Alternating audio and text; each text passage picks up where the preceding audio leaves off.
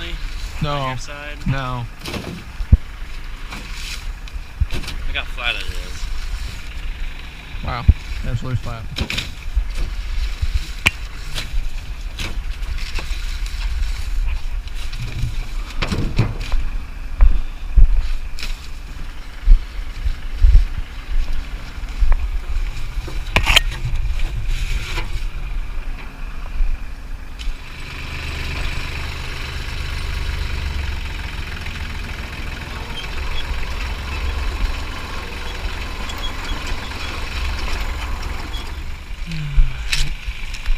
Oh, good lovely morning. We had a nice camera handoff. Since Brad's just sitting on the tractor, I get to take over with the camera. Yep. Ooh, man, you feel skinny. We're picking a variety called Argent this morning. It's a white variety. And it makes a very, well, that looks long, but it's a very skinny ear. Difficult to pick, because when it's fully mature, the ear feels smaller in circumference than some of the other varieties that we grow that have a bigger ear before they're developed. But at least most of it's ready. Feel for tight shocks. Sort of blunt end to the ear means it's developed to the tip. And twist it off.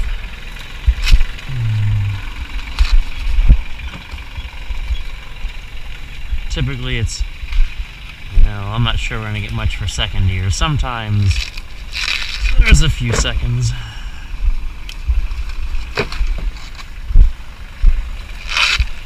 But a lot of 1 ear per stock. Ooh.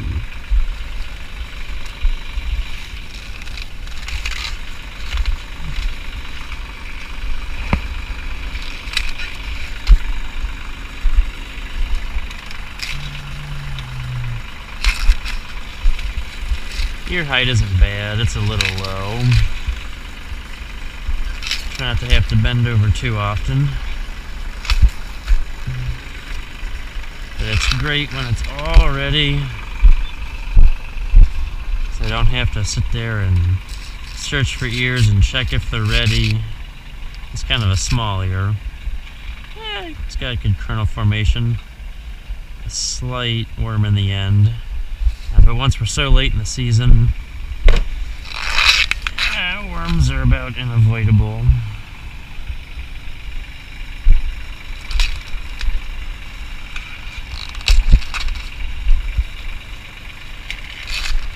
Now, on the leaves, I see a bunch of dots. They're little like fuzzy pustules.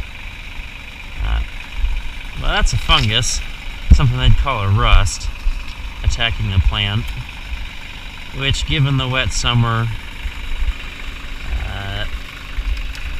that's nothing unexpected. And it makes it look like the leaves are dying, which they probably are. But the corn is far enough along in development that it's not taking any effect on the ears. It's not going to affect the yield. Same rust is getting some of the field corn. But like I said, it's fully developed, and right now we're pretty much in dry down, so it's not like the kernels are going to lose anything from the plant being a little under stress right now.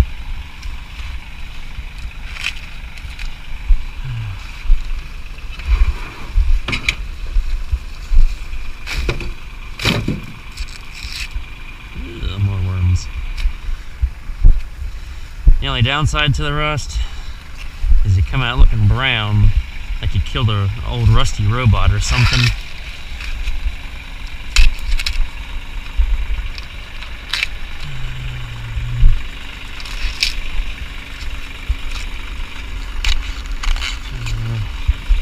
Right now we're picking 2 rows. I've got one, Dad's got one. Dad got 2 rows picked the length of the field this morning before we got out here.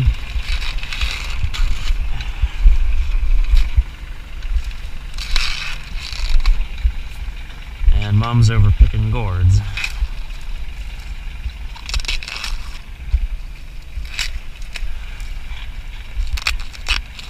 And I'm sure there's many farmers out there when they're picking sweet corn, they've got big machines, you know, for only 10 acres. It's hard to justify a machine, but then we gotta hand sort it all afterwards anyways.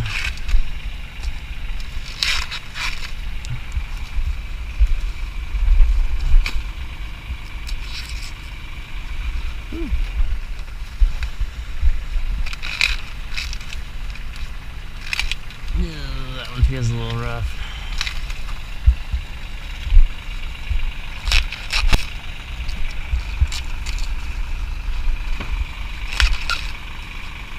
I hear from home gardeners, those that know, how do you pick your sweet corn? How do you pick your sweet corn?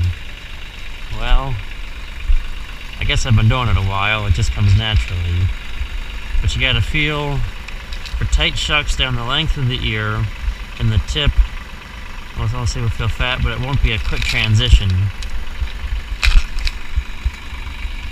They'll go from like the round to just the soft shucks rather quickly, with no gentle point. It's very blunt, I guess.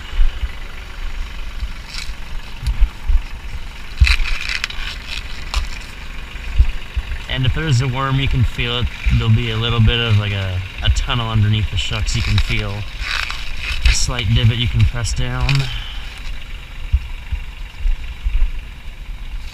But most of the worms stay at the very tip, so they don't affect the ear.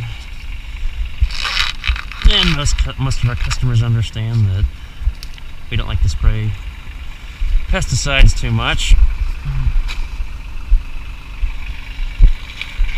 So they're okay with going fishing.